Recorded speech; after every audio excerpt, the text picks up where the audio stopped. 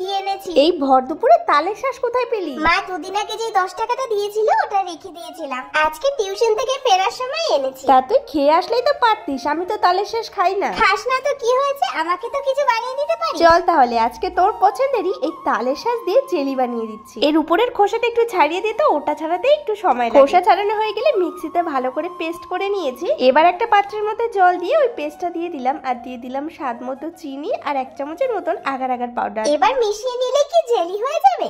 আরে না, একটু জাল দিয়ে ভালো করে মিশিয়ে নিতে হবে। তারপরে দেখ একটা বাটির মধ্যে ঢেলে নিয়েছি আর কিছুটা পরিমাণ তালের শ্বাসের কুচিও দিয়েছিলাম। এই দিদি বিকালে খেতে পারবো? আরে বিকালে কেন, আধা ঘন্টা পরই খেতে পারবি। দেখ ঠান্ডা হয়ে যাওয়ার পর কত সুন্দর জমে গেছে।